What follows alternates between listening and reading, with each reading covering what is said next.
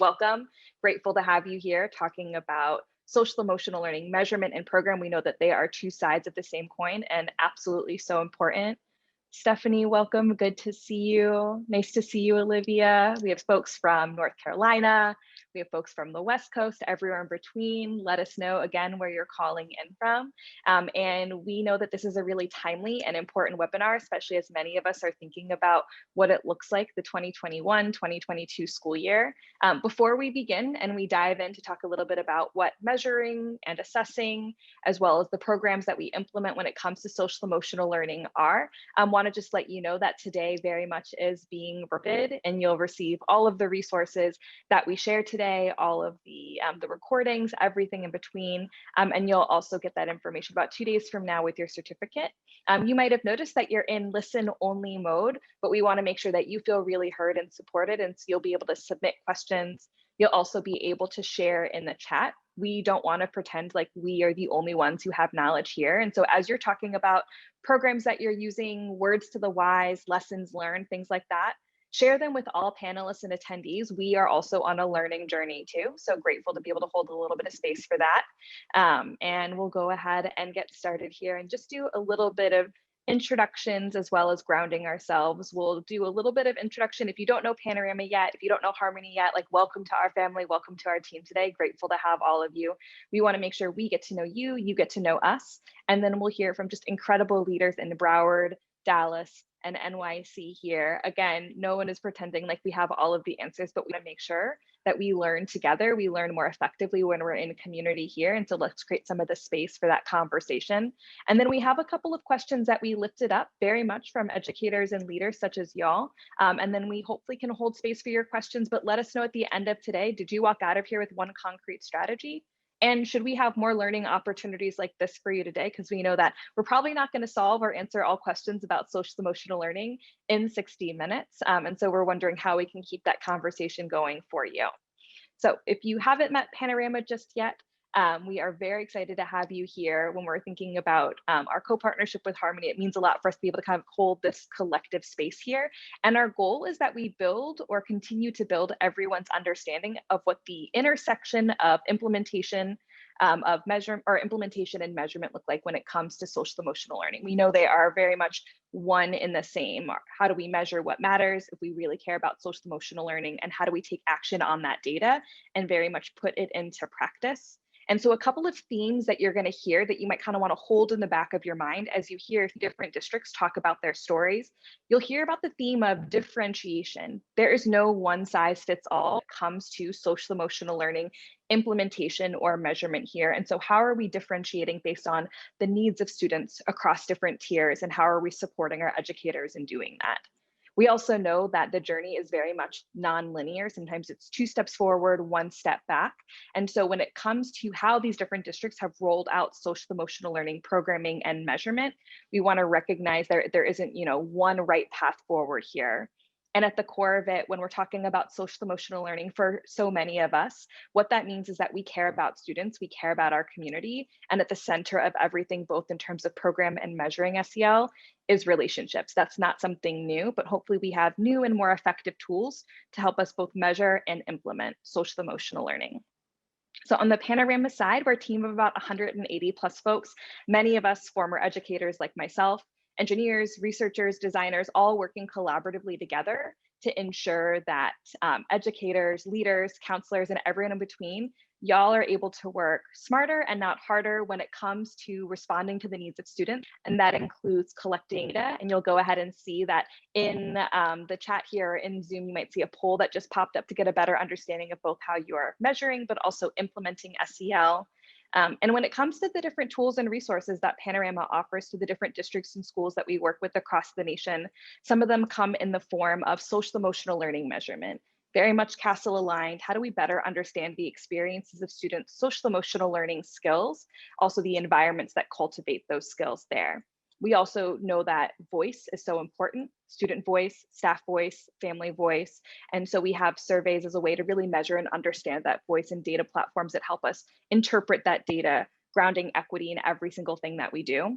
And then we also know that you can't look at this data in a silo. And so how do we make sure that we have this holistic view of what our students are telling us here, including social emotional learning, but also our attendance data, our behavior data, and our coursework data here.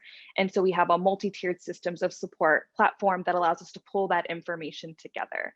So how do we use data to really take action? Because data is only as impactful as it is actionable here. But that's just one side of the coin. That's the measurement component. And so we're going to go ahead and pass it over to Harmony to introduce themselves to share what implementation might look like. And good morning, everyone. I'm John Pickens, and I'm the program manager for Harmony. And Harmony, we've been in the market for about 7 years now, and we're about social emotional learning for pre-K through 6th grade. We work with schools, we work with organizations, we even partner with some universities to do some additional work there. And what you see on the screen is kind of our breakdown. Our program is kind of two-part. Everyday practices, which are our meetup and buddy up, and what those are designed to do to allow students to interact. Buddy up, they're interacting one-to-one, getting familiar with those situations where they're interacting one-to-one, building those one-to-one relationships. And in our meetup, they're doing more group work where they're working in groups. And that's really important for us because some of the things that we look at and some of the things we think about as we're talking about social emotional learning is, one, how does it impact students right now in their everyday getting through our day to day? But how is it going to impact them as they move on to middle school, high school, college, into the workforce? And we're building those skills of interacting with other folks, working in groups, working in diverse settings. And so that's really important to us. And then the second part, as you see there, our lessons and activities, our deeper curriculum to do a deeper dive, more teacher-led instruction, teaching kids those skills. And again, they go back to the meetup and buddy up everyday practices to practice those skills.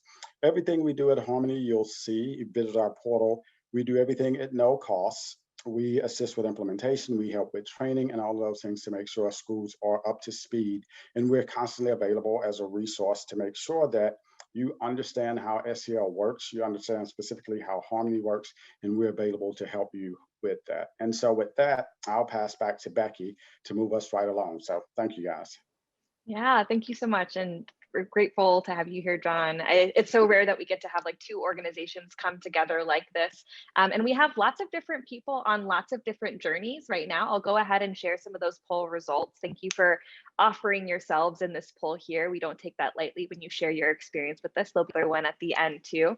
But we have lots of different people in lots of different places on their journey. Some of y'all are just beginning. Welcome. That is the exact right place to be. Some of you might be a little bit further along, already using a curriculum, already using an assessment, and that also is the right place to be. Again, this journey very much is non-linear, and we'll hear about a couple of different journeys now as we have a chance to hear from our partners. We'll start with Broward, and I'll go ahead and put like the giant caveat of like technology is friend and foe.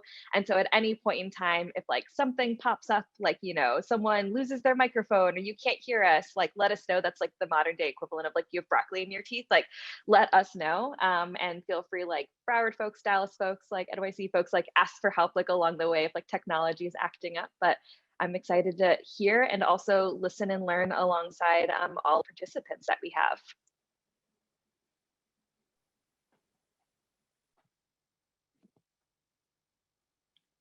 All right, so I will kick off the portion on Broward. My name is Tanya Thompson, and I am the project coordinator for Reimagining Middle Grades. And just a little bit about our district. Broward is the 6th largest nation, or the 6th largest district in the nation. And you can see there the number of students that we serve. So we are a pretty large district, and trying to service to all of those students and people to the best of our ability. Vivianne? Hey everyone, thank you, Tanya. My name is Vivianne Jenkins, and I am a social and emotional learning specialist for Broward County Public Schools. I've been in that role for the past 2 years, and I just want to start out by giving you our superpower as a district, which is mindfulness. So mindfulness has been a huge push and initiative within our district for the past 2 years because we want to encourage our students, staff, and surrounding community to embrace the importance of just being in the present moment through breathing practices.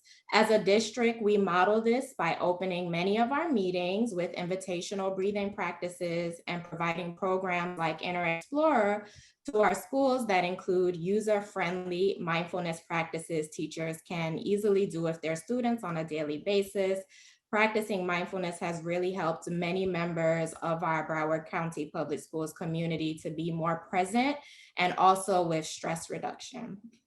So I'm going to go ahead and now I'm going to transition into talking about Harmony Cell and how it has impacted our district. So Harmony Cell has been utilized within Broward County Public Schools for about 4 years now.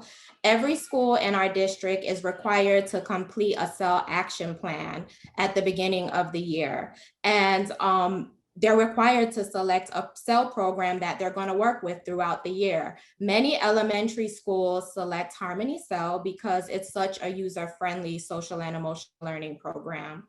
We began facilitating trainings within our district in 2019, and as of to date, we've had 6 district-wide trainings as well as many trainings for individual schools. We also got the opportunity to participate in a Harmony conference this past year where we were able to hear and utilize how we use the program within Broward County Public Schools. I actually happen to have in teaching, and I was fortunate enough before I left the classroom to be able to utilize Harmony Cell with my students. So what I and so many teachers love about this program is that it has so many resources that you can easily fit into your daily schedule. One of my favorite resources from the program is the quick connection cards. So I would have a lot of cooperative learning groups centered around the content that I would teach. And I would use the quick connection cards as icebreakers to allow the students to make those human and relatable connections before they dive into the academic work. And this really helped them to foster great relationship skills with each other. The most popular component is actually the quick connection cards. Though it's mainly an elementary program, we even have a lot of middle school and high school teachers who love these connection cards and use them with their students. We use them as a staff to open our own meetings, and it really makes all the difference when we're able to start, whether it's learning or our meetings as adults, with the human connection that the quick connection cards provides. Teachers throughout our district loves this program because it has a variety of resources, from the games to the songs, to the graphic organizers, and they're all downloadable. Everything that's found in the physical kit is found online, which makes it very easy for our teachers. We actually give our schools the freedom to utilize this program as a cell resource in a way that works best for them. So we don't force or require them to follow the curriculum verbatim, and that just helps to take the pressure off, and it allows them to put more time and energy into just selecting the materials from the program that will actually benefit their students. So this program really focuses on allowing students to connect, and that's important because relationship skills is a huge part of CEL, and our students need that. So now I've talked enough, so now I'm going to go ahead and pass the mic to my partner, Tanya, and she's going to talk about how CEL has strengthened through reimagining middle grades within our district. Awesome. Thank you so much, Vivianne. So Reimagining Middle Grades is an initiative here in the district that launched in the 2018-2019 school year as a part of the Superintendent Strategic Plan. And essentially, our initiative is dedicated to changing the experience for our middle grade students. And in a nutshell, the initiative tries to do this in 4 ways. The first way is to incorporate PBL, project-based, problem-based learning, as a means of providing authentic and relevant learning experiences to our students. Also, by elevating social emotional learning, by striving to foster a culture of safety and connection, and really paying attention to the students' sense of belonging, along with offering increased elective options. So we had a little bump, where here in Broward, there were a lot of electives that were removed from schools because of budgets and things like that. And of course, sometimes that student who may be disengaged in school may only come to school because of band, or may only come to school because of art. So we really did make a concerted effort to bring back those elective options so that way we kind of increase the connection that students can have with school. And the last way that we strive to change the experience for our students is, of course, by incorporating MTSS and RTI. So overall in our initiative, we have about 44 schools that are participating in the initiative. Now, 10 of those schools are closely aligned with the grant. So those schools are actually moving at more of an accelerated pace. Now, when we were first giving form to this initiative, one question that we kept on asking ourselves is that how do we know if what we are doing is actually working? Like, where's the proof? And that's where our partnership with Panorama actually began. So we started using the Panorama SEL assessment at those 10 schools that are aligned with the grant.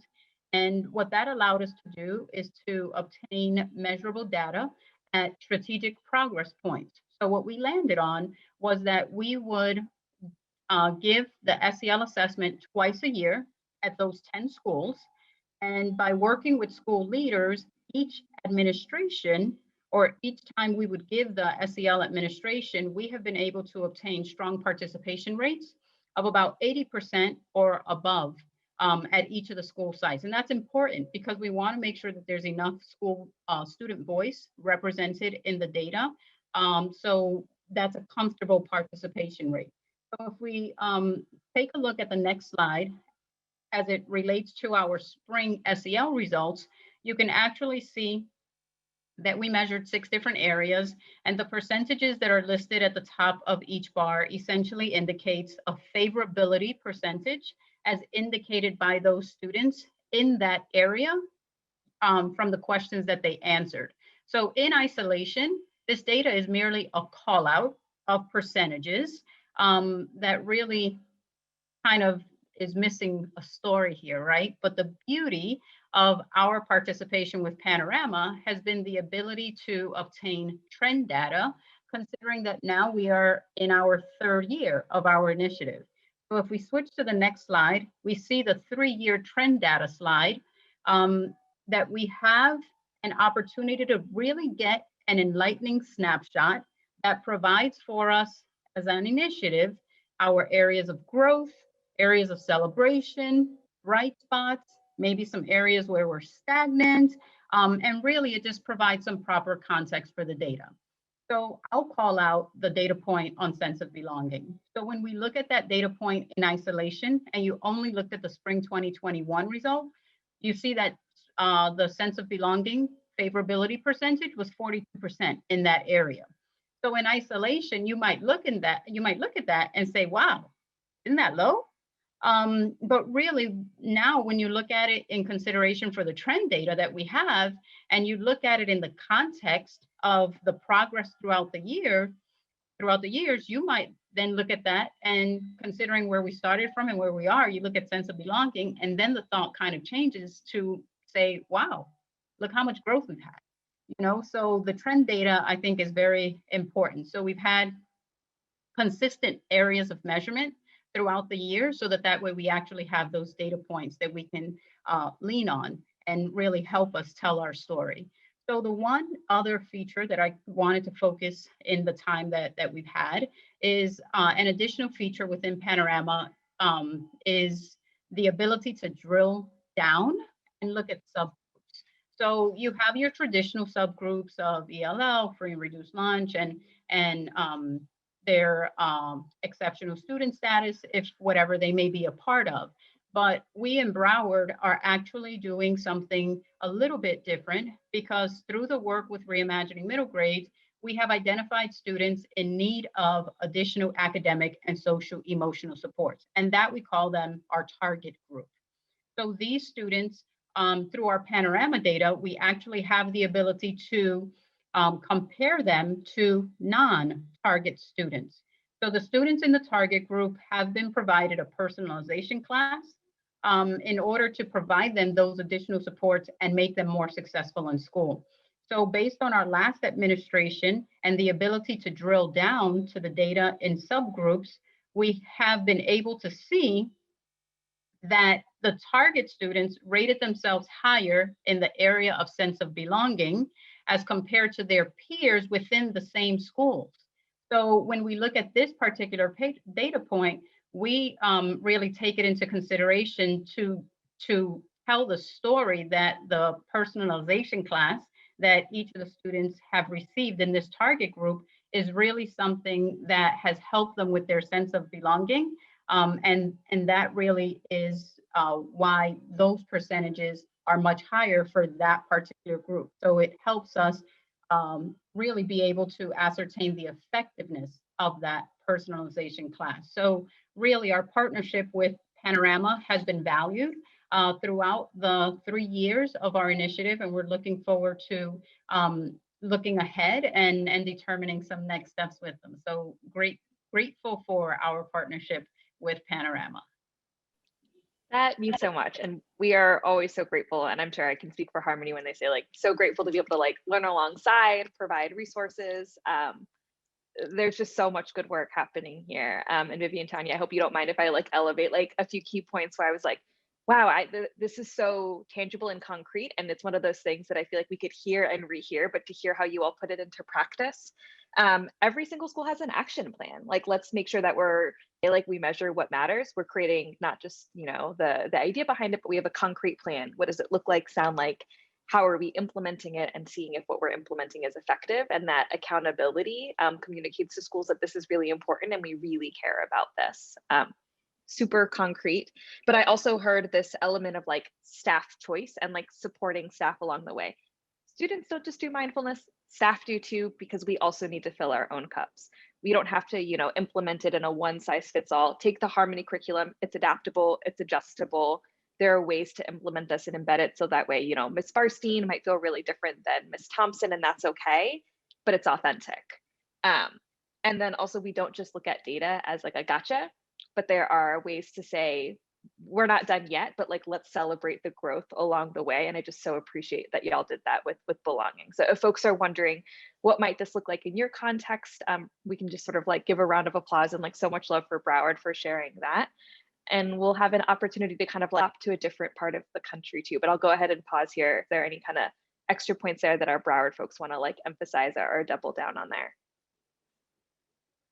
Wait time was always my biggest area of growth as a teacher, so. Okay, perfect. Okay, let's go ahead and hop over to sort of the South. I like lived in Texas and I'm like, are we the South? Are we the Southwest? Or we're like the lower mid Southwest? I'll let our Dallas friends share a little bit about their story and not regionalize you too much there.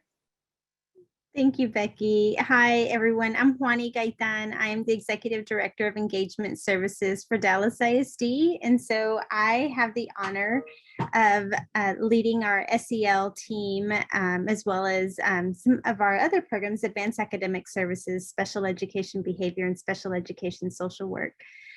Joining me today is Aileen Mokuria, our SEL Professional Development Manager, and I'll let her speak here in just a second. I just wanted to give you a little bit of background on what Dallas ISD looks like these days. We serve over 150,000 students, and we have roughly 230 schools. We continue to add additional transformation schools, so we are right around 230 schools. And when we think about our superpower in Dallas, we really focus on relationships. And so we are really working on ensuring that everyone feels supported, that there is a sense of belonging. And so just really developing strong relationships is critical for us, not only with our students, also with our adults and with our communities and community partners and parents.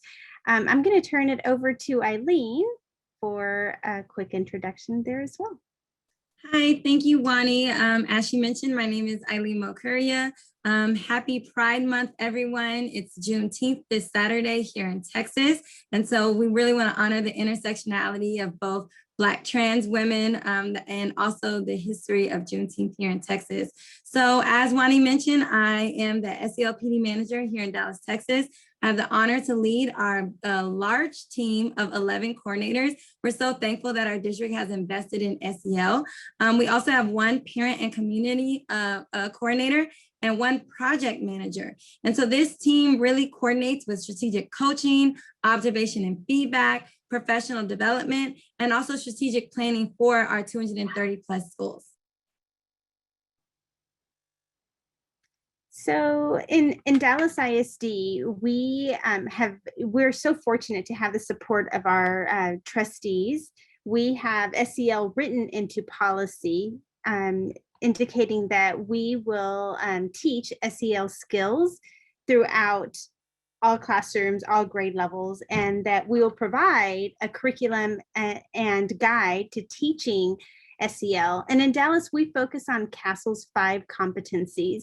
When we think about that work, we talk about teaching SEL throughout the entire day. SEL is ubiquitous. It doesn't sit in isolation. It doesn't just come from, one lesson throughout the day. It is happening throughout the entire day. And the way that happens is through intentional time that is set aside in the schedule to teach SEL skills explicitly. And that's where we use our Harmony curriculum. We also build SEL into our culture and climate. We look at our existing practices and find opportunities to continue to develop the SEL competencies, specifically when we're talking about, for example, self-management, self-awareness, social awareness, relationship skill building, and responsible decision-making.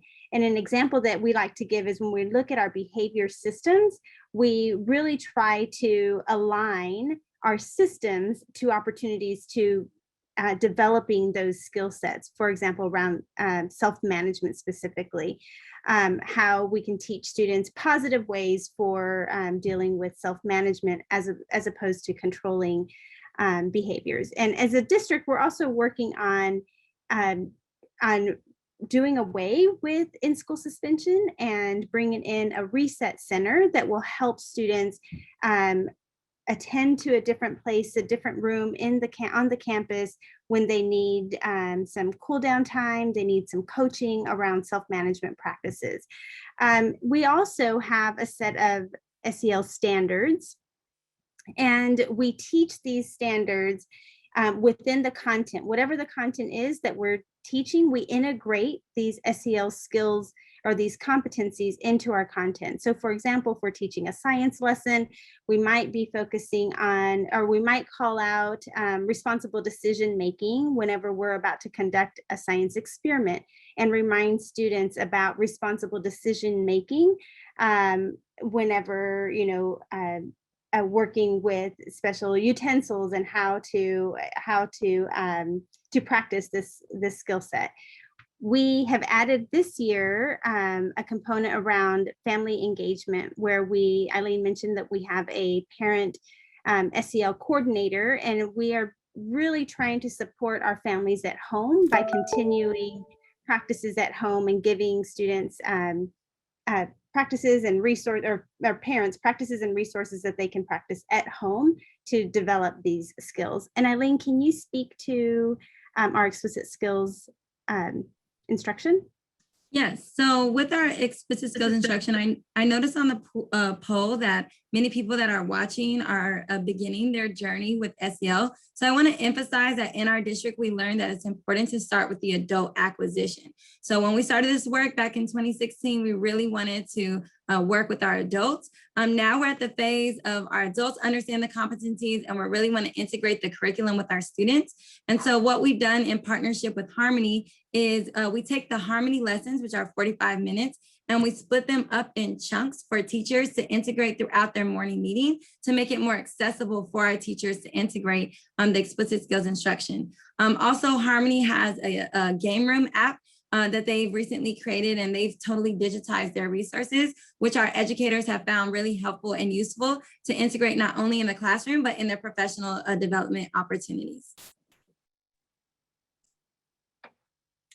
So whenever we decided on Harmony, we did have we had several resources to select from, but we worked closely, next slide, please. We worked closely with our advisory committee to help us determine which resource we wanted to utilize. We looked at the same criteria that CASEL looks at whenever determining high quality resources. And so Harmony was voted on by our advisory committee. And some of the reasons were that Harmony not only provided or met all of the criteria around the safe criteria that CASEL looks for, sequence, active, focused, and explicit lessons, but they also have the home connection, which was really important for us because we also partner with an out-of-school time intermediary partner, Big Thought, who provides after-school services in some of our schools. We're involved in a partnership study together, funded by the Wallace Foundation. And it was important that we had a resource that they could utilize in the after-school space as well for continuity. This year, though, given COVID and all, we realized that we needed to hear from our students. Prior to this year, whenever determining supports around SEL for our students, we utilized data that we already had, specifically around behavior, climate and culture, and then just anecdotal notes that we had. But we really needed to hear from students so that we could be sure that we're meeting our student needs around SEL practice and implementation. So when our students returned to in-person instruction in October, we administered the SEL survey by Panorama to all 3rd through 12th grade students. And this was going to be important for us because this was our formative data to tell us how our students are doing. We could hear directly from our students as opposed to us as adults, assuming that we knew where they were coming in because of what we were experiencing through COVID.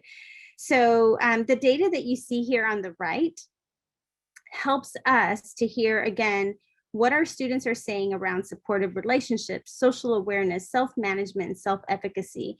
When we noticed that as for supportive relationships, for example, we saw that our 3rd through 5th graders and our 6th through 12th graders responded pretty favorably. We also identified that there were a group of students who needed more support around supportive relationships. So this data was telling us what our strengths were, and then where those students were and who those students were that needed additional supports, because we want all of our students to be able to respond favorably in each of these areas. When we look at the area of self-management and self-efficacy, those were red flags for us because they responded less favorably than other areas. And we want to make sure that we are providing appropriate interventions and intentional interventions for our students that need support specifically around these areas. So this data helps us determine not only classroom interventions and individual interventions that are needed, but also as a district where we are and what we need to focus on to better support our campuses around SEL training and resources. Thank you, Juany. If I could add one final thought around the practice lens. The beautiful marriage between Panorama and Harmony is before, when we were encouraging Harmony, people would say, oh, I don't have enough time for that, or, we're not going to do this. And so what the Panorama data did for us this year is it really illuminated the need. So when teachers and adults saw this data that Juany was discussing earlier, they said, okay, well, what are we going to do about it? We need to do something. And so it's really helpful to have the Harmony resource as well. We have this really wonderful free resource that we can then use to do something about what the students are communicating that they want support in. And so that's really what helps with the marriage of both Harmony and Panorama. That's such a good point there, Aileen. It's like, if we're measuring what matters, we need to have a way to actually take action on that data. And I just love how differentiated you all are, where it's like, okay, our students in 3rd through 5th grade, they might and probably will have different needs here. And we have the way to disaggregate the data, and we have the resources to match those needs. Our secondary students might need something else. And I even heard you, Juany, there say, even within our strengths, supportive relationships might be a real strength. That's still not a stopping place for us. It's a formative, continuous conversation that we're having. And so how do we ensure that every single student has that supportive relationship? We have the resources and the way to disaggregate the data allow us to do that. So just so many great points there. And just like that eye towards modification. Here's the Harmony curriculum. Here's how we modify it and adjust it. All of us are educators. We're thinking about how we modify and adjust. So if you're in the audience and you're thinking, oh, what could I take from this? How might I adjust? It's slightly different in my community. I actively encourage you to be thinking that way. We're going to hear from our last partner before we kind of move to our open Q&A here. And so we're just going to hop up to the northeast, where I am, and I'll pass it off to Susan. Hi, good afternoon or good morning to everybody. Thank you for this invitation. I am Dr. Susan M. Green, and I come to you from the New York City Department of Education, where we service 1.1 million young people across the 5 boroughs of New York City. We have approximately 1,800 schools and about 150,000 staff members that serve in various capacities, ranging from everybody from superintendents to paraprofessionals to the district support staff, borough, and of course our central office where I represent. And I would describe our district's social emotional learning superpower as commitment to inclusivity. We work earnestly using various instruments, including the culturally responsive sustainable framework designed by the New York State Department of Education that helps us to shape the importance of affirming all students and the identities in which they the ways in which they identify themselves. And so we see ourselves as a work in progress in that realm. And that is something that we are proud of, that we continue to grow in that area. Next slide. So I wanted to take a minute to just provide some framing around the Department of Education. We are a school district that actually falls under mayoral control. And I would be remiss if I did not shout out our New York City educators who are represented here today in our chat. I saw a few of you here. We are a school district that is under mayoral control, and we have a chancellor that oversees our school district. While the New York City Department of Education is considered a district, we have actually 32 sub-school districts as well as a high school district. So you can imagine just the magnitude of what we're speaking about here.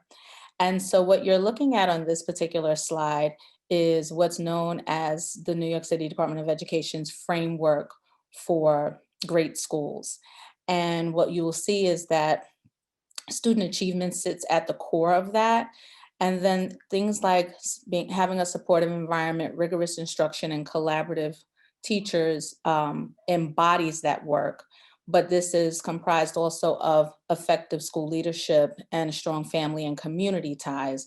And all of this is embedded in trust, because without trusting relationships, the work cannot move forward. And so my particular office, I come to you from the Office of Safety and Youth Development. It sits under the umbrella of the Division for School Climate and Wellness. And so you see this arc of supportive environment, and the Office of the Division for School Climate and Wellness created what we have as our supportive environment framework. And this is what we describe as having real domains in which we want to show up for young people. And so what you're looking at are these 4 domains. I'm going to ask if you can just advance to the next slide. And what you will see here are these 4 areas that we're looking at: safety and restorative practices, collaborative and trusting relationships, equity and student voice, and then physical and mental wellness. And what I appreciate about this structure is that all 4 of these areas, they encompass social emotional learning supports. And so when we're thinking about the work that we do, we're always encouraging our schools to use this framework as a way in which we show up for our young people. You can advance to the next slide. So my particular office, the Office of Safety and Youth Development, we offer a plethora of supports to schools. Some of them I've listed here just for you to get a sense of all of the ways in which this work intersects with one another. So beginning with safety, because when we're thinking of safety, schools have to be safe, both emotionally as well as physically. And so our office, some of the things that we oversee include school safety and security, gang prevention, cyberbullying prevention, crisis trauma and support, and supports around de-escalation strategies for young people. When we're thinking about the school culture work, and I personally sit in this work and our relationship with Harmony sits within this work, we're talking about the work beginning with respect for all, bullying prevention, social emotional learning supports, restorative practices, and LGBTQ supports, along with progressive discipline. And then finally, outside of this office, we have our counseling supports. And this includes the things that you mentioned here. And everybody always gravitates to the comfort dogs. Yes, we have a really, if I can just say frankly, a dope comfort dog program for our young people and our school communities that is super popular. But we also do a lot of work around gender equity, and our gender equity specialists and our LGBTQ manager work in concert very closely with one another in supporting our young people, as well as our multi-tiered systems of supports and then abuse for our substance abuse and prevention interventions.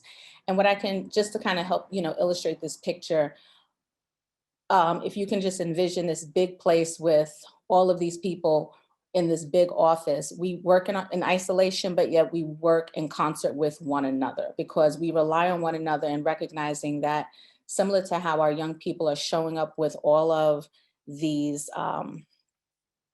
different facets of who they are, we need all of these supports in place to help them in a social emotional learning capacity. And so I just am speaking as a former principal and now working in this capacity, it truly is a wonderful experience to just see how all of these things can come together to support adults in supporting young people around this work. Next slide. So our relationship with Harmony. I have to give a shout out to my girl, Laura, who I know is here in the chat. Laura and I are like, I guess some sort of twins. I don't know what kind, Laura, but we are really connected at the hip because when we're not texting one another, we are definitely in our standing call every Wednesday morning to talk about, excuse me, this work. And it's been such a wonderful partnership in the way we've evolved in terms of the number of schools that we've begun to support through this partnership with Harmony. And so we are now in our second year in implementing Harmony in our elementary schools. And similar to one of my co-panelists who mentioned that while the Harmony program does cater to our students in pre-K through grades 5, there are schools in the city that have adopted portions of the program for older people, older youngsters, just because they like that it offers some structure. And especially when it comes to the connection cards, there really is no, I guess, age level in which they can apply. Just to kind of give a little framing as far as the history of this relationship, when Harmony was introduced to us and we partnered with them, our first year during the 2019-2020 school year, the first cohort of elementary schools that were invited to participate in the program were ones that were based on specific social emotional learning indicators that were captured by what we have as known as the school climate surveys, which are in fact powered by Panorama. And so the 4 indicators that our office looked at, because there's a plethora of things in which our families and our teachers, and in some cases students, and I'll speak a little bit about that, look at and they rate. But for our purpose, we wanted to look at the 4 areas of bullying prevention, safety, social emotional learning, and trusting relationships. And so when we extended our invitations to our elementary schools, we first started with those schools that had metrics that may have fallen below the city average. And we wanted to offer this as an instrument that could potentially support them in raising those particular areas and those metrics.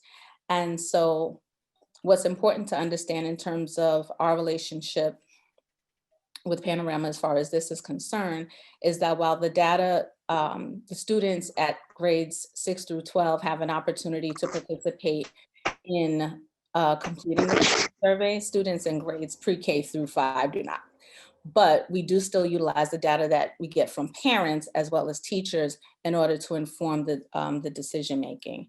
And so in our first year, we had a number of schools that did get on board with adopting the program, and there was a plethora of professional support that was offered to them. During the height of the pandemic, however, there were some shifts that we had to make, and Harmony was really great in terms of meeting us where we were, like, because this was a learning curve for everybody. And so when we had to make some modifications to the online learning platform, they were able to jump in and make those modifications that still supported the social emotional learning supports that, quite frankly, were needed now more than ever. But in addition to that, they supported us with supplying SEL kits to what we created, which were called the regional educational centers. And the rec centers were designed specifically for families who were first responders and they needed childcare for their young people. And so Z was all over the place throughout New York City at these rec centers with young people, and he had a mask to make sure that there could be some level of continuity and support for our young people during this time. And so in this second year, and let me just backtrack that, we also used Harmony for the first time. New York City incorporated an SEL component for their summer school program. And so we adopted Harmony for our young people who were attending virtual summer school. And I think that this is exactly what made this second year of the adoption of the Harmony program take flight. Because when I tell you everybody and their mother jumped on board and wanting to adopt this program, it was really just miraculous, quite frankly. And I think Laura would agree that people were contacting her, contacting me about wanting to be trained. And so now we have over 400 schools that have adopted a program.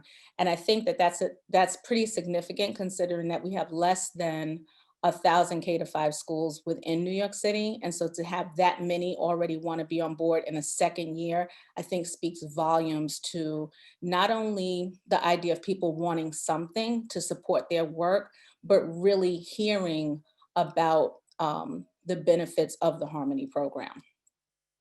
And so when I think about our next steps when it comes to supporting student success and our relationship with Harmony, certainly continuing with our ongoing trainings that we do.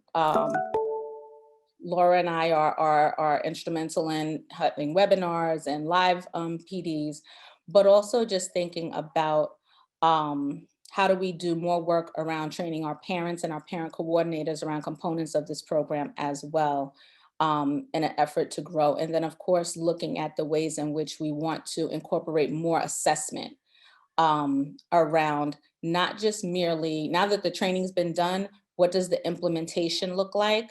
And what does the impact look like, and how does it relate to the desired outcomes that school communities had? So thank you. I love that. I love that even in like your interactions with like different like colleagues and teammates and Harmony, like relationships are center. Like, you know, do we trust? We're building that relationship with one another. We're going into communities, showing them that we care. We're doing it safely, but we're meeting their needs. We're not sort of requiring folks to come to us. And then hearing that emphasis on, you know, staff voice and family voice. Student voice is absolutely so critical, but, you know, we think about the broader ecosystem in which social emotional learning implementation and measurement is happening. And our staff voice and our family voices really matter too. We have so many great questions that have come in, and we actually were able to crowdsource a few. And so we'll go ahead and start with this first one here that I know John wants to ask, and then we'll kind of go from many screens to more faces here so you can feel like you're having the conversation with us. Yes, thank you for that. And thank you for all of the great information that was shared. And so our first question I'll jump into: by elevating student voice data, we can better understand the experiences of our students and have some insight into their unique strengths. How can we use this to bring in their identities and assets into our SEL programming.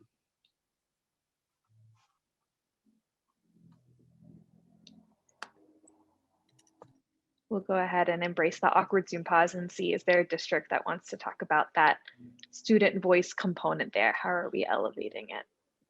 Well, I would love to jump in. I am so proud to say that in Dallas ISD, we actually just finished a culminating second annual Student Leadership Summit that we hosted on June 9th. We did it virtually, and we were able to train 244 student leaders on connecting social and emotional learning to their voice, identity, in school. And what we really appreciated about this is it gave an opportunity. The design was we had a webinar, and then teachers were in the classroom with their student leaders, and we facilitated them through sessions around those topics of identity, voice, in school. And so we got lots of compliments from all the way 6th graders, all the way to 11th graders, saying it was really lovely to have their voice heard and have authentic discussions.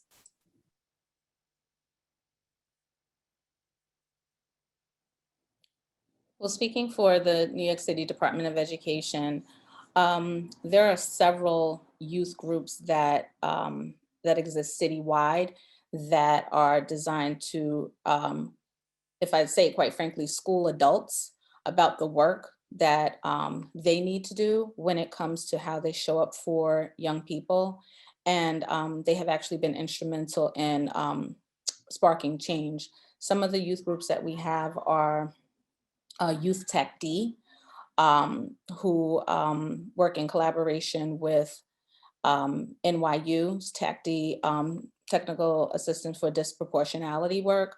We also have the Chancellor Student Advisory Group for the Department of Education that specifically meet to speak about issues that as they relate to things that are happening in their specific boroughs, and being that voice to come back and meet with officials within the Department of Education and offer proposed ideas on changes that the Department of Education can make as it relates to their supports for young people, really with a push for equity.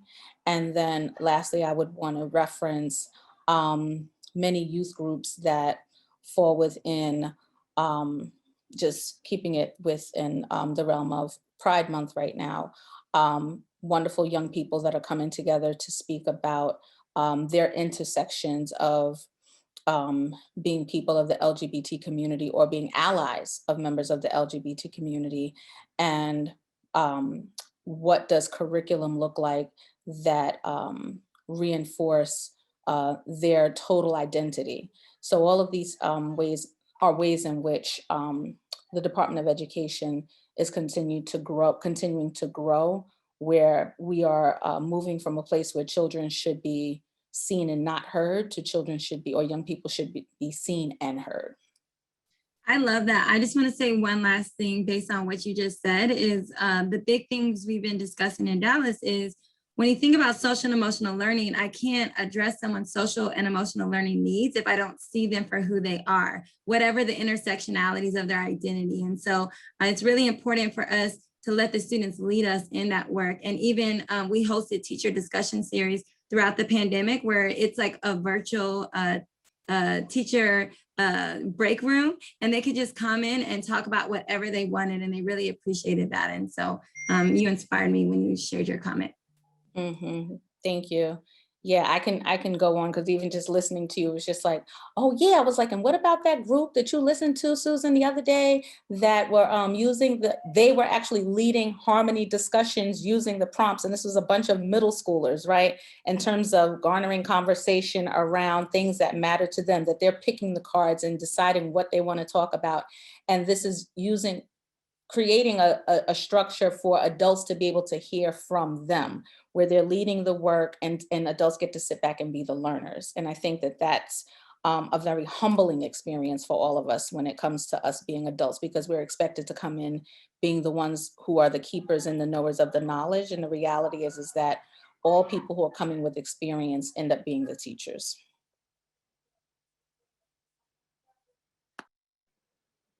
This is a conversation that I feel like could go for hours, and we want to get a sense of how you all experienced today's conversation. We know that our objective today, that we sort of expect and accept non-closure, but were you able to learn a little bit more about the interconnectedness of implementation and measurement here? Big themes. This is a non-linear journey, and it's okay if you sort of identified as just being at the beginning of your journey here. Everyone started there. Many of us are there right now, but think about, what does differentiation mean for you? Your groups of students, your educators, your families, how you meet their needs there. And again, relationships are nothing new. Investing in relationships at the adult and student level is absolutely key. Hopefully now we have a few more tools to help us measure where we can attune to those needs, and also have resources to implement and really put them into practice and let the students drive here. So we want to give you an opportunity. It's probably not surprising that the survey and feedback company is going to pause and ask for your feedback right here through a survey, but we want to make sure we hear your voice. What were some of your takeaways? How can we continue to improve? Is this a conversation that Panorama and Harmony should be continuing here? So again, if technology is friend and not foe, hopefully you saw that Zoom poll pop up, but feel free to share any thoughts, any feedback, any takeaway that you have in the chat. And also know that we have lots of resources for you that are coming in the form of survey instruments, that are coming in the form of today's recording, that are linked at the end of today's presentation, and they will be emailed to you. But we'll go ahead and close out here, and I want everyone to go ahead and just give so much gratitude to our partners in New York and Broward and Dallas here. Thank you so much for taking your time. We know that a minute in y'all's life is worth 10,000 minutes in everyone else's, because you are educators and leaders supporting students. And I'll go ahead and extend that same thing to folks who are in the audience. A minute in your life is worth 10,000 minutes in everyone else's, because we know the urgency behind what it means to supporting our students, our staff, and our families. So thank you all so much, and we hope to see you soon.